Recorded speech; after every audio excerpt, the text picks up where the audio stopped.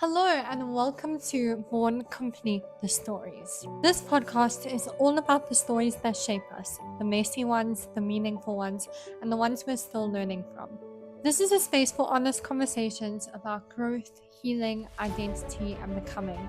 A deep reminder that we do not have to have it all figured out. We can simply show up just as we are. My name is Gemma, and I'm so glad you're here. Hello, everybody. Wow, has it been a month? And I've been a little bit hesitant to make this podcast just because I don't know, I'm trying to work out in my head how I want to do everything and how I want it all to unfold.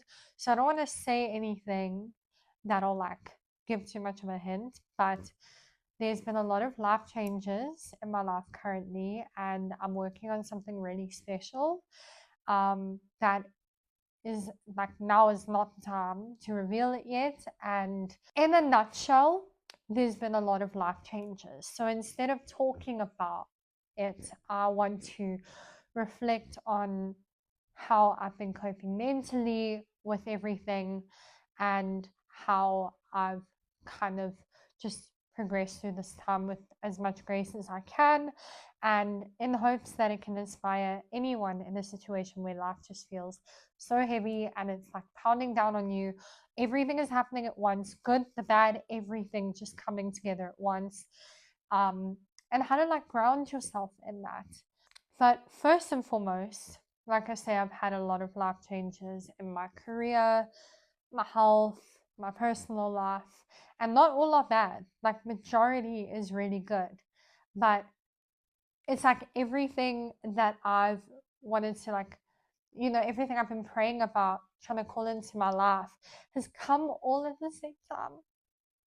And as beautiful as that is, and as much as I can appreciate that and hold space for the fact that I literally prayed for these things, it is so overwhelming for one person to deal with all these things happening at once. And I'm sure you felt like that at some point in time. And in some moments, you feel like a robot, just trying to get through, just trying to appreciate everything, but trying not to have a mental breakdown at the same time because it's just all too powerful and overwhelming. And just some of the things that have really helped me ground myself, like I say. Firstly, gratitude, just appreciating where we are right now, all that we do have, all that we prayed for that's come into fruition, and taking a moment just to say, hey, I've worked so hard for this, I've worked so hard to get to this point. I cannot complain that it's overwhelming. I cannot complain that it's happening so fast because I trusted that it would. And even though it's not in my timing, it's still just as valuable. So definitely being grateful for grounding yourself in gratitude and just appreciating life for what it is, because we will go through chaotic times. We will go through times where life feels stagnant. We will go through times where life is just mellow and flowing, and all those times are part of our chapters, part of our stories, and they all hold the same value. So I've really tried to appreciate it for what it is, but I've also tried to, as much as I can, take things one step at a time. I am someone who has a million thoughts at once, wants to do everything all at once. When it comes to work, I like to have everything on my to-do list, my schedule done. I like to know that everything is in order, and when everything happens all at once, it feels like there's so many different things that you're not getting to, and with each come emotion that you feel, and there's now so much emotion. It's what do you do in those moments? So I really try to remind myself it literally just is about taking it 1 second at a time, sometimes not even one day, 1 second at a time. Something happens, allow yourself to process it. Maybe it was something that frustrated you. Feel frustrated, let it go, move on. Not to sound robotic, but to not hold on to emotion so intensely, and to just allow what is meant to be to just be, and allow it to flow as smoothly as it possibly can, because it will all fall into place. It will align with your life. You will adjust, but just to be very patient throughout that process. I've found I mean, everyone has their own coping mechanism.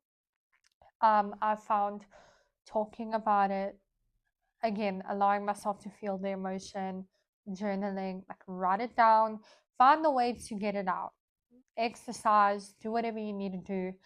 But I found that really just being present with everything you're feeling and going through and acknowledging it and getting it out. And like I've said many times before, allowing yourself to let it go really helps in that situation. It really helps you feel a little bit more, like it helps you have a little bit more ownership over what you're experiencing and how you're choosing to go about it. So that has definitely helped. Sometimes it also just takes looking at the chaos and saying, wow, things are chaotic right now, and having a good laugh with the people around you. I know that a lot of my loved ones are also experiencing a lot of changes, and I have really, like, there's been so many moments where we're sitting across from each other and we just laugh because whether it's a good thing or a bad thing that's come up and just keeps coming up, it's like, oh, another, you know. So definitely finding a way to make it a little bit more lighthearted than it feels. But also, and this is something that I really wanted to touch on because it does involve one of my life changes, which I won't speak about yet, but I want to talk about centering yourself in who you are outside of everything that you have identified with. And you may be like, how does that even relate to what you're saying? Well, we feel overwhelmed when we feel out of control. We're used to having our routines. We're used to familiarity, is what I mean by that. Just we're used to things feeling very familiar. And when things are very chaotic and all over the place, we feel very disconnected from ourselves. And to simplify it a little bit more, maybe there's a friend that you saw 24/7 that you don't get to see as much anymore. So you lose a bit of familiarity with that. And maybe you, at that point in your life, you were going to gym every day, but now you don't have the capacity to go as much as you want. So you lose familiarity with that. And let's say that you were working on something specific, you know, in your career, and either the opportunity passed you by or you completed it, and then you're sitting there and you're like, okay, well, what now? Like the moment, this happens a lot, especially if you move away from your hometown, which I haven't done, obviously, but I hear from a lot of people, you know, you're recreating your life and you're letting go of these little things. And we ask ourselves, when all of this change is happening, why we feel so lost and disconnected. But it's because you learn to identify with those things. Everything that felt familiar became a part of your identity. So when you lack that, when you lack any aspect of what made you feel whole as a person, what you attached yourself to, you feel like you've lost a part of yourself and there's like a bit of a void. And I've seen that in a lot of people when their whole life changes and something big happens where they lose attachment to something specific in their lives or just their way of living, they fall into a depression, they fall into having a lot of anxiety, and they just fall deeper and deeper and deeper into the chaos, and they don't know how to get out of it other than just like sit in it. And I actually realized this when I traveled to Ireland. You know, it was just a lot of uncertainty, a lot of unfamiliarity. And I remember being there and absolutely breaking down. Like I would say any average person when they travel would just be like so excited to be there. But for someone who's attached a lot of like a comfort with her friends and her family and her routine, it completely like flipped the switch. And I sat there and I was like, oh my word. And just a different way of being in a different environment with different like things to do and different people to talk to, you know, is very overwhelming and a lot of change. And I know this is like a very minor like example, but I remember writing down in a journal, like, who are you outside of everything that you've learned to identify with? because so many of us do. Like, even when it comes to career, if something doesn't go well in your career, you tend to lose sleep over it. You tend to have a lot of late nights trying to fix it, but it's only because you've attached your worth and your identity to it in some way. And this will make a lot more sense when I reveal what I'm working on. But when you lose certain aspects of your life, even if it is just temporarily, you feel very out of place and very out of balance. And it's so important to remind yourself that you are who you are without those things. All of those things you value, they bring happiness into your life. They bring you peace. Maybe people's approval bring you peace, but when you don't have it, all of a sudden you your world is chaotic because you attached your peace to their approval.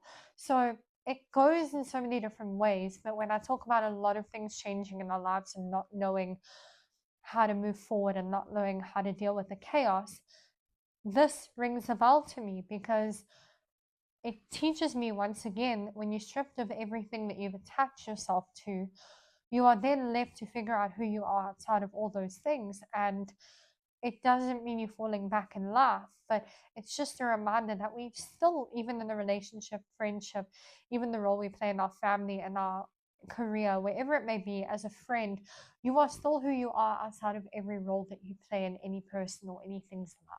Like, you need to know who you are, and you need to take the time to know who you are, because it's only you that in the moments you're going through a struggle that no one can completely resonate to or understand, that you will be able to calm your emotions, to, console yourself, to show up for yourself, because only you know what you're going through.